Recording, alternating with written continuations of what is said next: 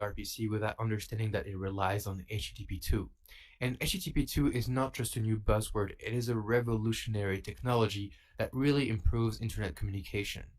So before we go into the difference between HTTP2 and HTTP 1.1, I really want you to figure out visually what is the difference. So we'll go to this website and we'll compare the performance into loading 100 images for HTTP2 and HTTP1. You can go on your own laptop and do the own demo.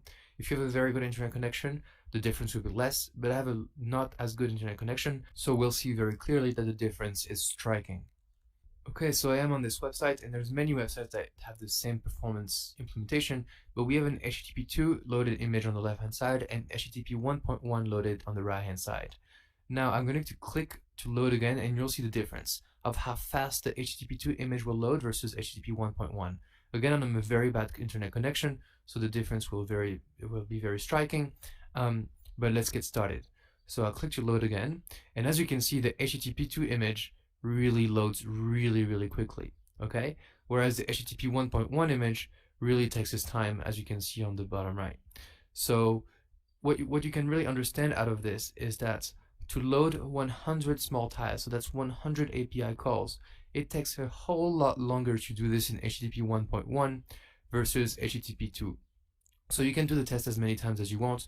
You can even time the test if you want, but really what we notice is that on my super bad internet connection on HTTP 2, it goes much faster than HTTP 1.1.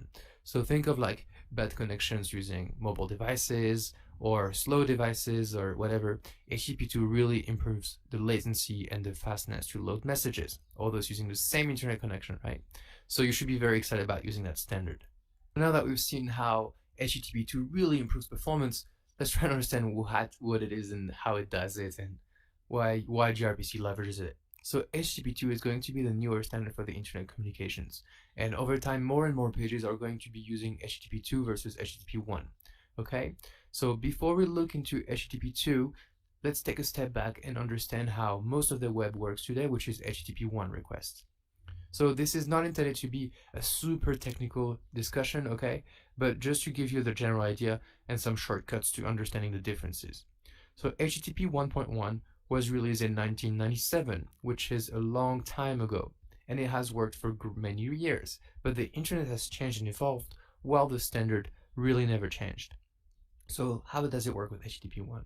It opens a new TCP connection to a server at each request, and that's expensive. It also does not compress headers. So headers in your HTTP request are plain text, they're not compressed over the network. It also only works with a request response mechanism, so there's no server push. Basically, you go to the server and say, give me that small 100 for the image, and say, oh, okay, here is that tile for you. So HTTP originally was composed of two commands: get to ask for content, for example, get me this web page, or get me this image, and post to send content. Here is some content, okay? Over time, some verbs have been added, such as patch, put, delete, and so on. But originally, HTTP was get and post. Now, nowadays, when you go to any website, you will load approximately 80 assets on average. And assets can be anything. It could be HTML, CSS, images, and so on. So headers will be sent at every request. And as we said, headers are plain text, so it's heavy size. So 80 times you will have to send the same headers. That will be a lot of bandwidth. Each request, each of these 80 requests, will open a new TCP connection. Again, that's adds in latency. And all this efficiency really run out to two things. Number one, latency. Number two, network packet size. So let's look at it. We have our clients and our HTTP1 server, and it sends a first request, for example, give me the page HTML file. And the server says, okay, I'll give you the page HTML file. And that's one TCP connection. On top of it, some headers may have been exchanged. Now, the same headers will be exchanged on the second request. For example, hey, give me the CSS file. Okay, the server says, okay, over this new TCP connection, here is the CSS file, and so on, 80 times. So that works today, that works all right, but it's slow. And that's what we've seen on the right-hand side in the image demo. Now, HTTP2, how is it different? How does it work? Well, HTTP2 is quite recent. It was released in 2015, but it's been battle tested for many years because before that, Google developed the standard under the name SPDY. It was Google's mission to improve how the internet worked and how faster it could become. So HTTP2 supports multiplexing. That means that the server and the client can push messages in parallel over the same TCP connection, and that's amazing. This will greatly reduce latency. We don't need to open TCP connections at every API call. Also, HTTP2 will basically support server push. That means that server can push multiple messages from one request on the client. The client doesn't need to ask for more data. It can just wait for the server to push data directly to it when it's ready. And so that's amazing, because now we can also avoid a few requests and a few chatter and only get data exactly when it happens. That will save a lot of round trips and improve latency. Now, HTTP also supports header compression. So all these 24 headers that are sent in every request, if you go to some random website, they can be compressed. And for them being compressed means that you save a lot in network bandwidth. And so the packet size will be smaller and your data will go across the network faster. So HTTP2 is also binary. Okay, that's a big difference. That means that HTTP1 uses text and it makes it easy for debugging. It wasn't very efficient to transmit data over the network. And HTTP2 is binary. It wasn't very efficient to transmit data over the network.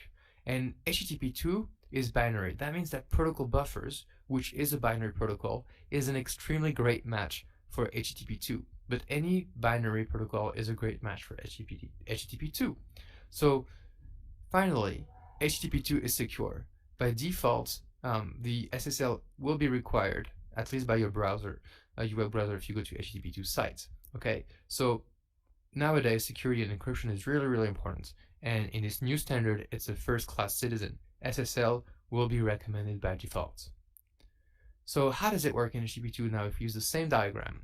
Our client says, hey, let's establish a TCP connection with the server, and this will remain open, this TCP connection. It will not close.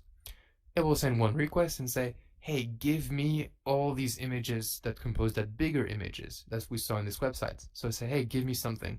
And the server says, okay, here is the first tile. Okay, here is the second tile. Okay, here is the third tile. And as you can see, the client never asked for the second tile or the third tile. It just did one request and the server started pushing more tiles directly to the clients.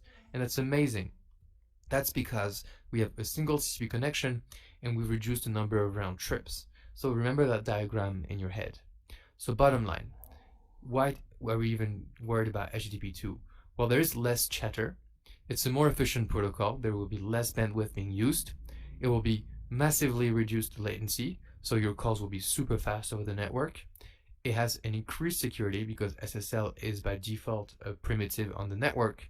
And you get all these improvements for free out of the box by using the Grpc framework.